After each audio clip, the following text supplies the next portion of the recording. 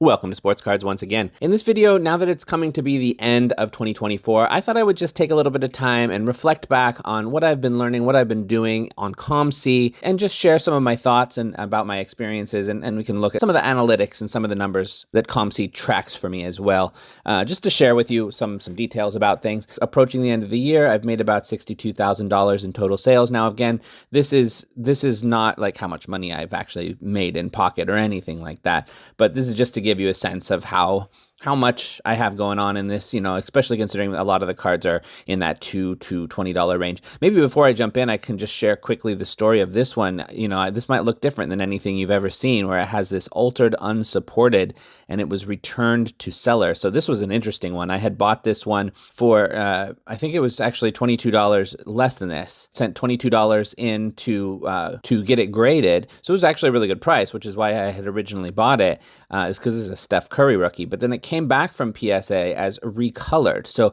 I got an email message from COMC saying that if I would like to return this to the seller, I can get a refund back, including the fee that I had paid for the card grading. And so I said, yes, I don't want an altered card, of course. So they were able to go ahead and do that and issue me the refund, which I thought was pretty nice. It's good that to know that they have this protection, because if somebody had recolored that card and sent it into COMC, thinking they could kind of get away with it, it clearly means that there's some sort of protection here, which is nice.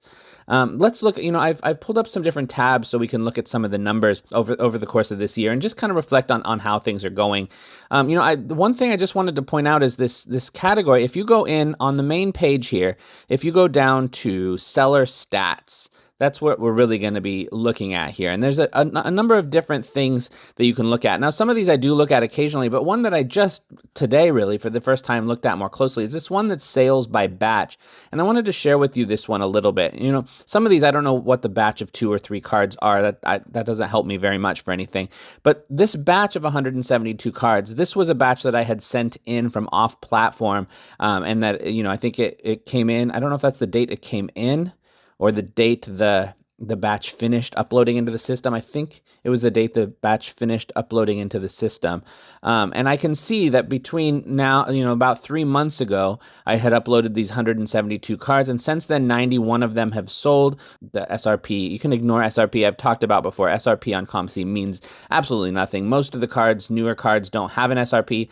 And of all the cards I've seen an SRP of, I have never seen anything that's anywhere close to accurate. So I really wish they would just get rid of their SRP or else have it be somewhat close to reality. So anyway, you can ignore that. This is actually the sales. So those 91 cards I've sold have sold for this amount, and I still have 71 more cards up for sale.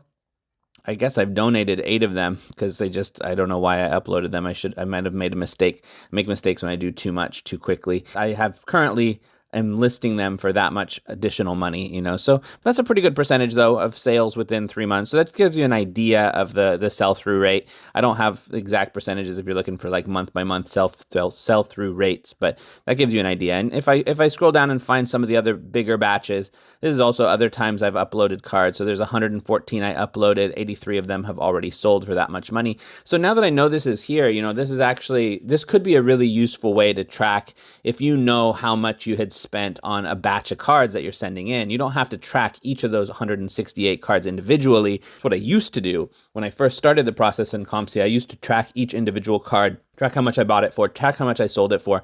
But as my numbers started to grow and grow and grow, that got really unwieldy and just not worth it. So now this is a way that you can track batches. If you can kind of track, okay, on those 168 cards, you keep track of how much you're spending on them, you send them into COMC, and then, once they sell, you can see, basically what your profit was. And you can see some of these did pretty well. I mean, this is almost a year ago now. This one here that I jumped down from that one to this one, but this one had 168. And 145 of them have sold. So that's the majority. That's the vast majority of those ones have sold. 114, 83 of them have sold. So that gives you an idea of the sell-through rate. 26 of them, 24 have sold. 56 of them, 46 of them have sold. So this is going back a year now. 100 of them, 72 have sold. So, maybe, I don't know, generally, like it seems like about 75% of them have sold within a year. The other ones that are sitting there, I don't know, if that means that they're just going to be sitting there forever. I mean, if I go back to old batches, oh, here's some batches that are, okay, 945 cards, 634 have sold, 1063. Here's a 74 card batch, 530 of them have sold. Now, this was back from when I was first getting into COMC, so I think I probably made a lot of mistakes. So some of these 176 are probably going to be some of my ones that are going to be sitting there forever, or I have to just end up donating some of them, or figure out what to do with some of them. Some of them are just not going to really ever sell. A lot of those at this point are probably, I have underneath the 75-cent threshold where you don't have to pay any kind of storage fee. Probably, I don't know for sure. So you can see, you go back further and further and further. You can see that the sell-through rate is maybe like 75% of the cards that I've uploaded onto the platform, which is okay. I mean, you do have to keep that in mind if you're trying to, make a profit with the cards you're sending into COMC. You're not going to sell every single card. A lot of times people, when they're doing their calculations, they'll say, okay, I bought it for this much and this is how much it's worth, so this is my profit. But you actually have to make the profit before you can calculate that kind of thing in. But this batch, I'm just really, the main reason I wanted to share this batch sales one is because I think this is a really useful area if you really want to be tracking chunks of cards, batches of cards, so you don't have to worry about doing it for every single individual card, which can get unwieldy quickly. All right, let's see what else we're going to look at here. I've showed you some of these other ones before, but I thought it would be kind of interesting to just kind of see this idea of purchases per year, because you can see here how much I've actually spent on cards on the platform. Now, this doesn't mean I've actually spent this much cash. In total, when I first opened my COMC account, I put $2,000 cash on COMC. I've never put any other cash on here since then. I've sent in cards, but then the profit I make from other cards that I've sent is how I'm paying for, the insertion fees, is how I'm paying for the other cards I'm buying. So these numbers look like this, but I've actually only ever put $2,000 in actual cash there, which is nice. So, just to get a sense, so from 2021, some of the cards I was purchasing, I'm sure there's going to be all kinds of weird mistakes in here. I mean, what was I thinking getting this Jordan Nwora card? I don't know. This was 2021. It was a different time, but you can see, what I was thinking at the time in 2021. Low-end stuff. I was trying to flip really low-end stuff in 2021. I still do sometimes, but I've also come to realize that some of these cards that I was trying to do like really super, super low-end flips of just didn't make sense. A lot of these really low-end cards that have, there's so many of them printed. There's oversupply and not enough demand. So some of those ones are probably still cards that I have in my account now, some of the lower end ones. But you can see just where my head was at in 2021, how much I spent for like this Ja Morant PSA 10, $70. Goodness, how much is that one now? Let's just take a look really quickly.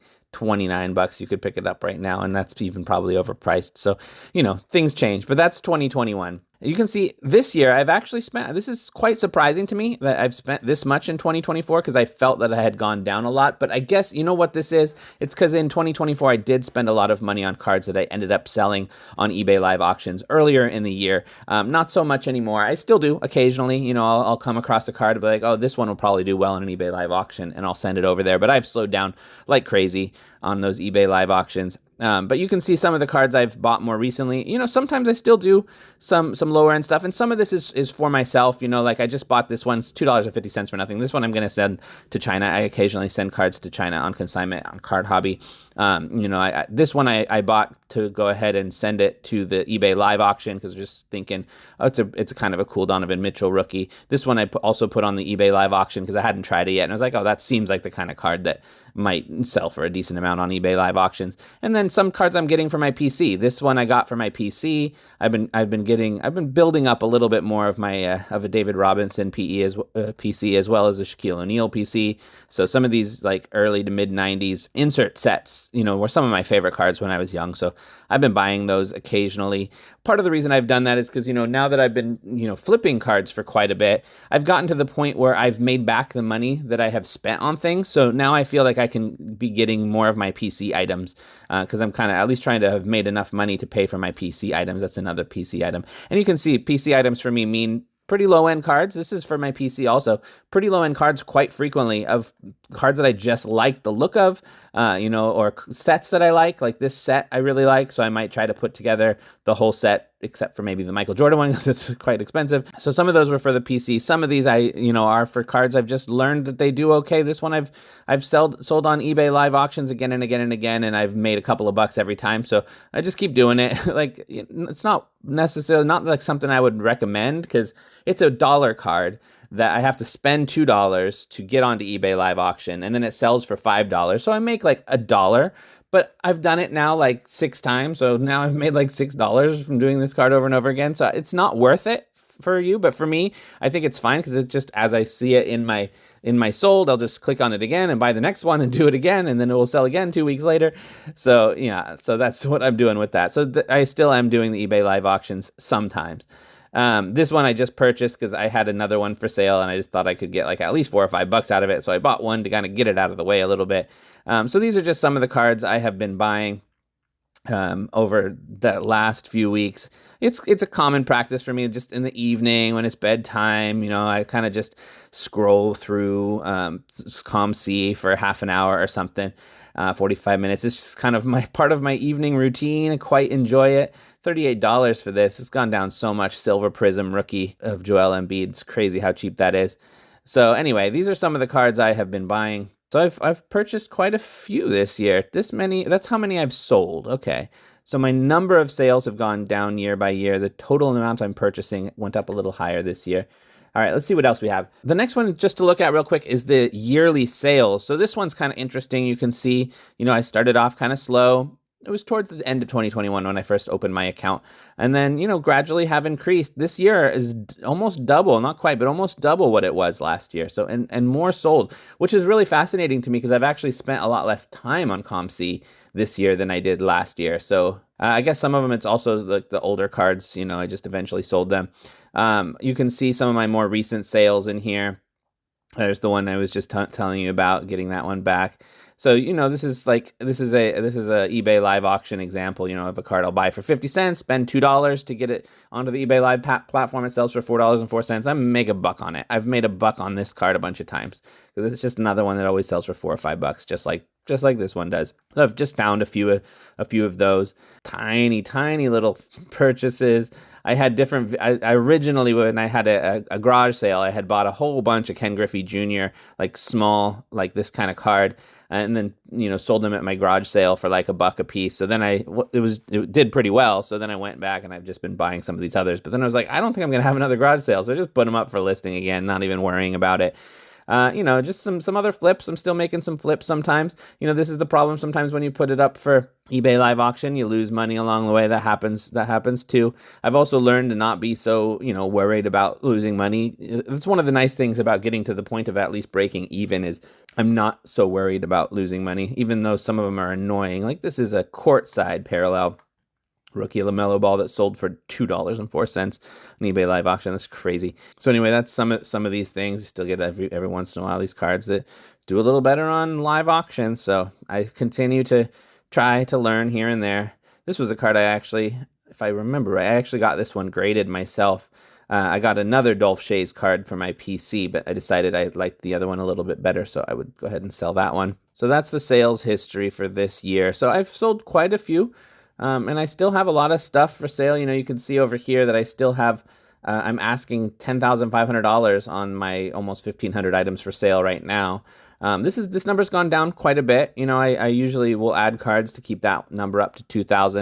I'm not worried about it too much, but I do have a batch of maybe 200 or something I'm getting ready to send in pretty soon. Let's see, let's look month by month. I think I did show you this in a video earlier, but you can kind of see some of the waves here, kind of getting started, just learning how it works.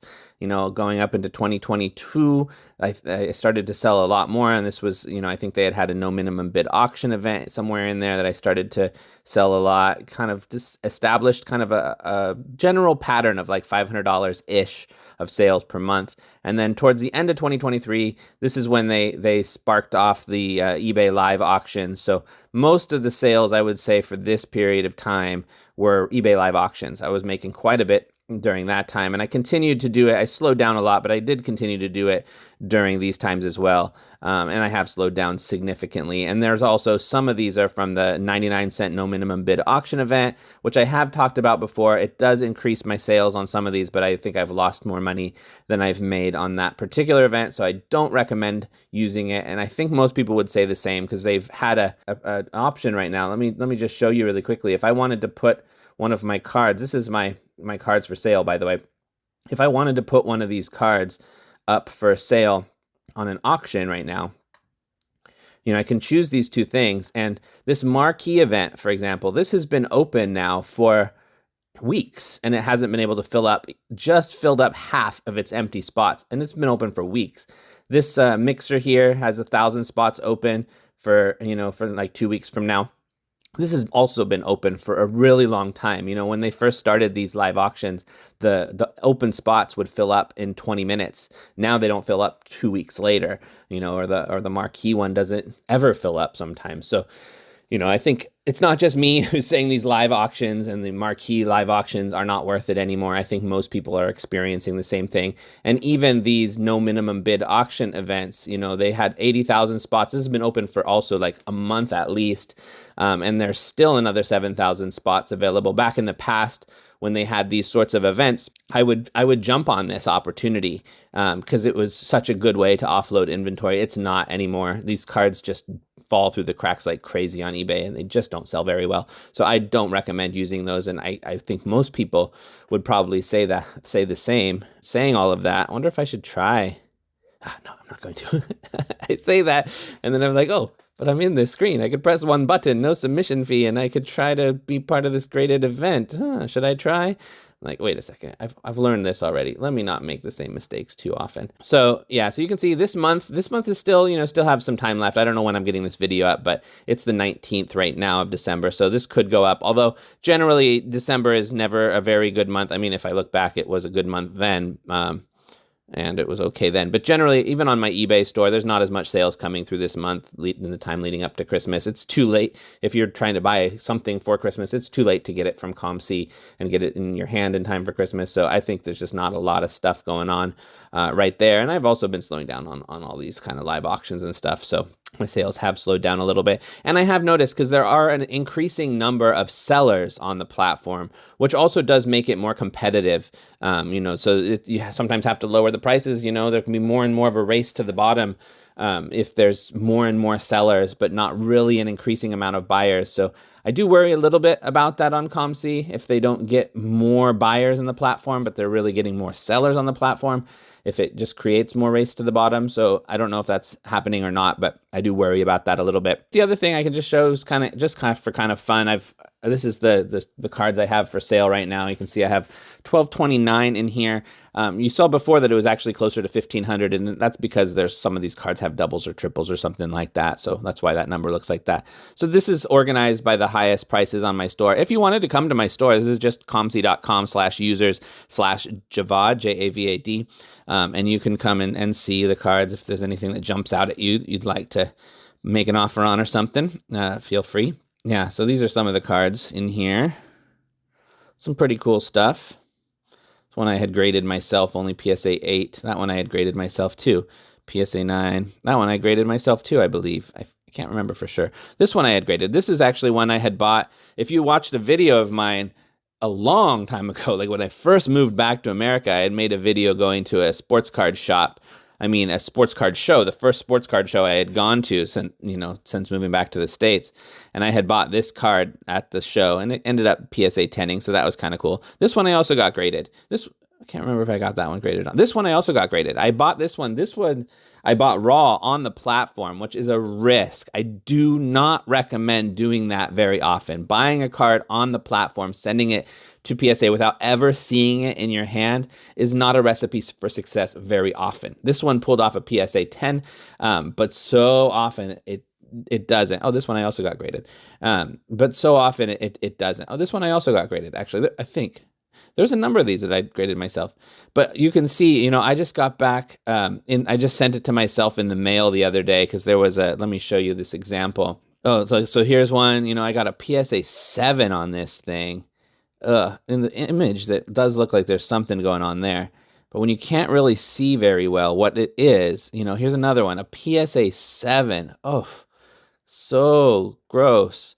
And then other times it's just like, okay, that's solid for a card that old, PSA 9. Or like, super lucky, get this PSA 10. But I saw that one in person. Like, I was reflecting on sending that one in myself when I had that in person. This one I also had in person. So, I had made the choice to send that in for grading. Some of these other ones, like this one, I actually spent $5 to have them look at this and tell me if they thought it was going to get at least a PSA 9. So I spent $5 and it came back a PSA 8. I mean, it's still worth it to me. It's a numbered out of 99 Steph Curry rookie. I would have still graded it even if I had expected an 8. But paying $5 for the service that they say, if it passes that, and then they say it will get at least a 9, like, why am I paying $5 for that service? They've never been very correct about it. Or gosh, here's another one. Like, I wouldn't want to spend $5 on getting a lower end card like this checked through the system, but maybe I should have, because it came back a PSA 6 and I don't know why. But I've never seen this card in person, so I don't have it. I can't really complain when I haven't seen it in person. I wanted to show you the one that I got back in the mail recently. It'd be better to show you the card in person since I have it on my desk, but this is a screen recording type of video. Let me just find this Kobe Bryant card that is just super cool.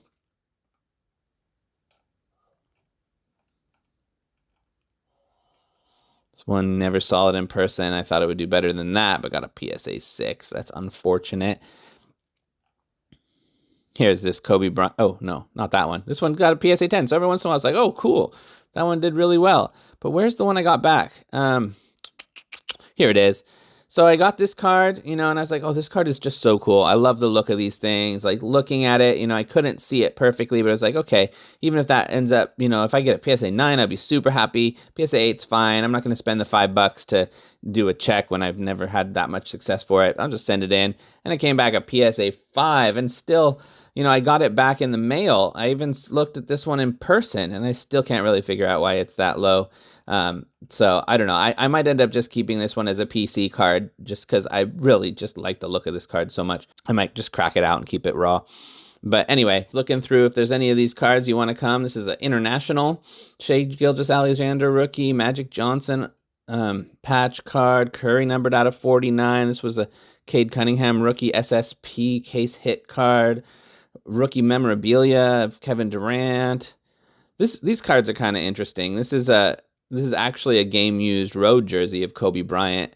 This is something that Beckett did. This is not very common, and I don't know if COMC is the best place to sell this, just because it's just called BGS encased with relic, but there's no way to really search for these. Like, even if you type in, if I copy that and I paste this in, it doesn't pop up in any search. So, if people want to try to find this, it doesn't even mention that it has a patch or memorabilia or anything like that, even though it is actually a game used jersey. So this is one of those cards that I don't know if COMC is really the best place to sell them, because it's kind of a cool card, but how is anybody going to even discover it? I don't really know. This is like an SSP card. Those just don't sell very well, though, despite the fact that they're rare. So just looking through, this is kind of cool. This one I bought at some point. Like, if I can flip it and make some profit, I will. If I can't, eventually I might see if I can send this back to myself and PC it, but I'm just not sure how I would display it. It's 2 cards connected, it was part of a sheet originally. I was hoping originally that I could actually send this to get graded, because then I could display it more easily, but I don't think that you can submit cards for grading that are oversized like this through the COMC platform. But I just put it up for a number that would make me enough profit for me to be okay getting rid of. But if it doesn't sell, eventually I'm going to send that one back to myself. So just looking through my first page of cards for sale.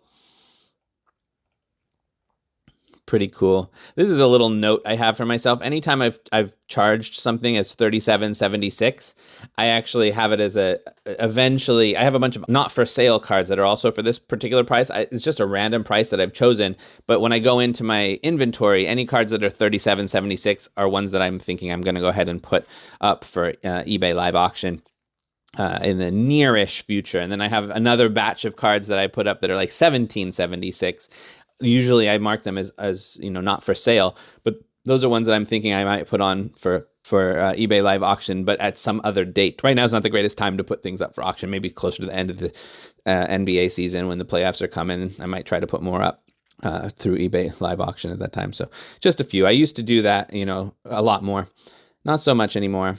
So these are just some of the other cards for sale. That one you saw, I had just bought that one for like $7, and I was just like, that just seems too cheap. I'm just gonna raise the price. He's pretty good. I don't think he has a huge collector base, but it's like $7 for an RPA.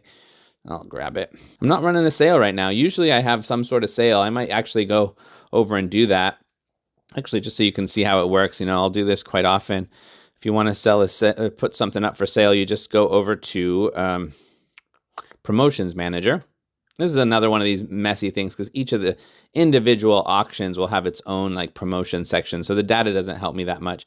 But you can go to the sale. You can choose the listing date. If I leave it blank, it just starts today.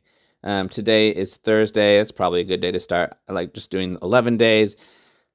Maybe I'll do a 15% off this time. Usually I just do a standard 10% off, but since my sales in December haven't been super great, I'll go ahead and do a 15% off sale. Now, if you're really worried that you're getting rid of your margins or whatever at 15% off, like you can go through and change.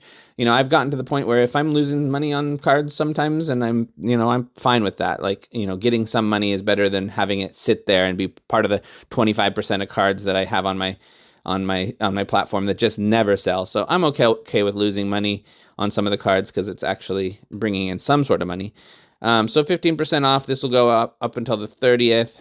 I'm paying $1 for the initial fee for this. If you have more than 10,000 cards, you have to pay a second dollar for the next 10,000.